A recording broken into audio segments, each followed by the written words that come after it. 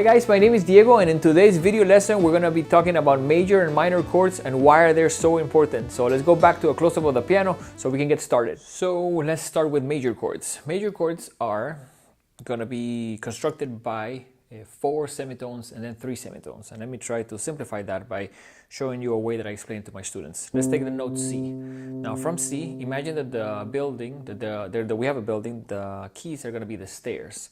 So each stair, if I'm a person, I'm standing here, every time that I go to the right, I'm climbing stairs.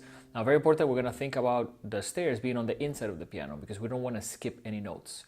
So once I'm on C, I'm going to climb 4 stairs. 1, 2, 3, 4. And then from that second note in which I stopped, I'm going to climb 3 stairs. 1, 2, 3. So those 3 notes, the first one and then the 2 keys that I stopped on are going to be part of the major chord. So again, that construction is going to be not when I'm there, I don't count this as 1, I count the climbing as 1. So 1, 2, 3, 4, and then from this one I need to climb 3 stairs. 1, 2, 3. So 4, 3, that construction would always give you a major chord, doesn't matter where you are. And it's going to give you a major chord in root position, which is also important because you can memorize them this way first. So let's say we're going to do D. Now, very important, remember you're going to do it on the inside of the piano so we don't skip keys. If we're on D, we're going to climb 4 stairs for majors. 1, 2, 3, 4. I'm stopping on F sharp. And from F sharp, I'm going to count 3. 1, 2, 3. So that would be a D major, D, F sharp, A.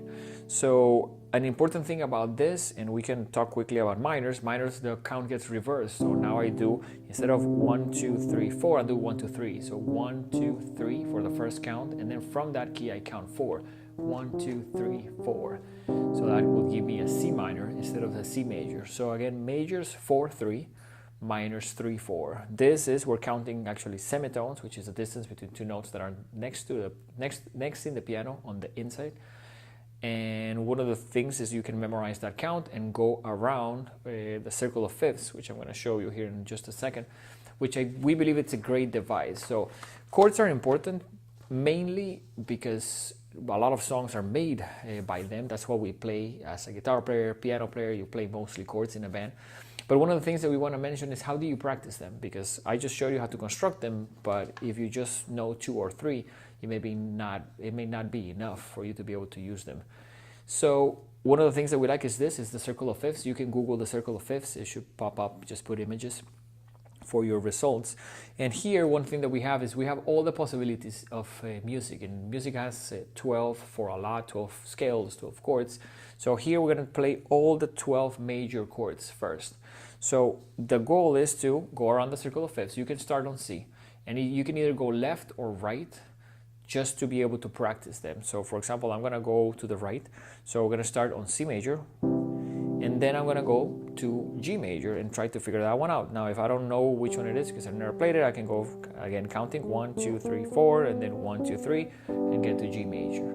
Now, the idea is to go around the circle of fifths and be able to play every single one of them. A lot of people are fairly, I guess, proficient. They don't have that much trouble between D and F. Once we start to get from B to E flat, this area of the circle of fifths tends to be a lot more challenging.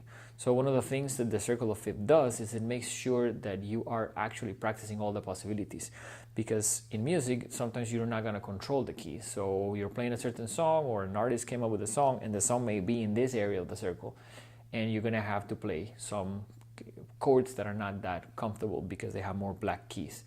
So another step, and to take this further, is once you can go around the circle of fifths, and I will do it both in majors and minors, just doing all the majors first and then doing the minors. Once you can do that, the next step to me and to some of my students is this. You can take a drum beat and play maybe 8 counts. I'm going to start again on C major. I'm going to try to do 8 counts for each. So 1, 2, 3, 4, 5, 6, 7, 8. Next one, G. 7, 8, next one, 2, 3, 4, 5, 6, 7, 8, and so on. Now, once I get good at doing 8 counts, maybe I can do 4 counts and just go 1, 2, 3, 4. Next one, 1, 2, 3, 4.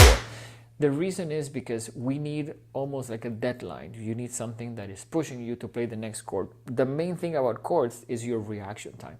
Your reaction time to seeing a note and being able to immediately play that chord. Because in music, you're going to have that reaction time when you're going from one chord to the next. Now, another thing that is important is to practice this with two hands. So once you get, let's say, proficient at playing chords, one thing that you can do is play the chord with the right hand and play one note with the left. The same note that you have here on the bottom is called the root, so you can play the root also with your left hand. But it is really, really important that you put some type of, you could put a machine, you could put a metronome to give you counts, so definitely you can work on your reaction time. Now, once you get good, you can even speed up the metronome or the drum machine to make those go faster, so you have even more pressure. But I think it's really, really important that you practice going around the circle first. If it takes you a while, it's fine. You can count and you can make sure that you play them. Now, one thing that we mention also to our students is major chords tend to sound happy. Minor chords tend to sound sad, so you'll also start recognizing them, because if you're playing a chord and it sounds sad or sounds like minor, you're gonna know that's not the correct chord if you're trying to play all the majors. So hopefully this video was informative. It's a great way of practicing chords. Chords are a big part of what we do as piano players in a band setting, today. So it is really important to get comfortable with them, because that way you can have a lot of fun. And sometimes, even if you don't know the song, someone tells you the chords, you can still jam to it. If you like this information, you can visit us online to get more at thehitmusicstudio.com, and you can also go to our YouTube channel, in which we have other videos related to similar topics. So thank you for watching. See you guys soon. Take care.